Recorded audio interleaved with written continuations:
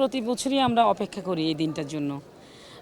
আমাদের পারিবারিক সামাজিক প্রোগ্রাম যেগুলো ঈদ, পয়লা বৈশাখ বা ঘরোয়া বা কোরবানির দুইটা ঈদ আছে, সব কিছু হওয়ার পরও আমাদের কি জানি একটা জায়গা খালি থাকে, সেটা হচ্ছে আমাদের প্রাণের যে সংগঠন মানে অভিনয় শিল্পী সংঘের এই প্রোগ্রামটার জন্য আমরা অপেক্ষা থাকি, আমি বিশেষ করে।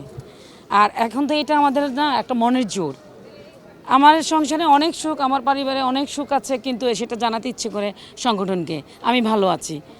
আমি অসুস্থ, আমার পরিবারে কেউ অসুস্থ বা আমি ভালো নাই, একটা বিপদ হয়েছে, সেটাও কিন্তু আমার একটা সাহস আছে, আমার প্রাণের সংগঠন আমার সাথে আছে। আমরা প্রাণ খুলে কথা বলি, ওনাদেরকে জানাই এবং ওনারা এগিয়ে আসে। আপনার একটা নাটকের ক্লিপস খুব জনপ্রিয় হয়েছে মুলা জুসের, হ্যাঁ, বিশেষ করে জামিল ভাইয়ের সঙ্গে। সেই মুলা জুসের গল্পটা আপনার কাছ থেকে আমি আরেকবার শুনতে চাই। এটা আসলে তো ইম্প্রোভাইজ ছিল, ডিরেক্টরই বলছিল যে এই টপিকসটা নিয়ে কাজ করার। তো আমরা তো একটু বলে দিলে একটু মাশাল্লাহ বলতে পারি। তারপরও ডিরেক্টর আদিবাসী মিজান বারবারই আমাকে ধরিয়ে দিচ্ছিল যে প্রতিটা লাইনে যেন ওই শব্দটা ইউজ করা হয়। যেমন জামিল বলছিল, আম্মা ওই দুধের মধ্যে সাদা সাদা কিতা গো, আর কি বাবা, মূলা। এরকম তো কয়েকদিন আগে আরেকটা লেখালেখি হয়েছিল যে আমি নাকি জামাইকে পাট শাক খাওয়াই, মূলা খাওয়াই, শুটকি খাওয়াই, তারপর যে কচুর শাক খাওয়াই, এগুলো আমাকে দিয়েই তৈরি হয় আর কি।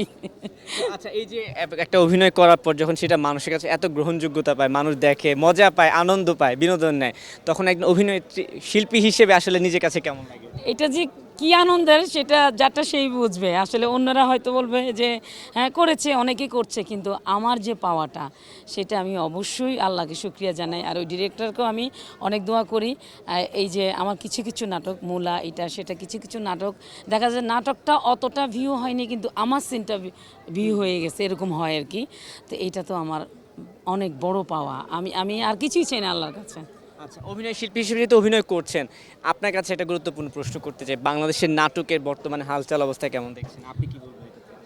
অনেক ভালো যাচ্ছে ভাইয়া, আমাদের কোনো আর্টিস্ট ঘরে বসে নেই। মানে 3,000 4,000 যত আর্টিস্টই বলুন, লিস্টেড অ্যান্ড লিস্টেড, সবাই কিন্তু কাজ করছে, সবাই কাজ করছে, কেউ ঘরে বসে নাই। কারণ একটা শিল্পী ছোটোবেলা থেকে স্বপ্ন দেখে সে শিল্পী হবে, থিয়েটার করে, কিন্তু কাজ নাই। এটা যেমন 2 বছর আগেও ছিল।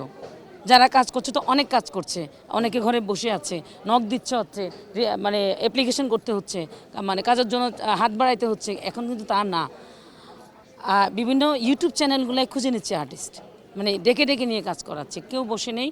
আমি বলবো রুটি রোজগারের একটা ভালো মাধ্যম হচ্ছে আমাদের এই প্ল্যাটফর্মটা। অনেকে কিন্তু অভিযোগ করছেন যে যারা ভালো অভিনয় করছেন তারা অনেকে নাকি কাজ পাচ্ছেন না, শুধুমাত্র যাদের ক্লিপস ভাইরাল হচ্ছে, যাদের ভিউয়ের উপর ভিত্তি করে কাজের জন্য ডাকা হচ্ছে, এই অভিযোগটাকে আসলে সত্য কিনা?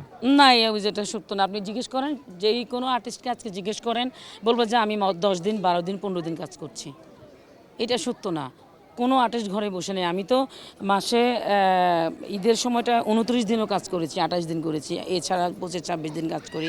তো 25টা ইউনিটে আমি যখন যাই দেখি যে আমার চোখের সামনে সব শিল্পীরাই তো কাজ করছে দেখছি। এক একটা সিঙ্গেল নাটকে 10 জন 12 জন 15 জন করে আর্টিস্ট লাগতেছে। তো প্রতিদিনই তো 30-35টা নাটক শুটিং হচ্ছে। সবাই এগুলো কথার কথা, এগুলো আগের কথাগুলো ইউজ করতেছে।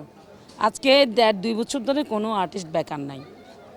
এখন অনেকে আছে গল্প পাচ্ছে, অনেকে আছে সেই সোনালী যুগের, রূপালী যুগের স্ক্রিপ্ট আশা করে, সেই পেমেন্ট আশা করে।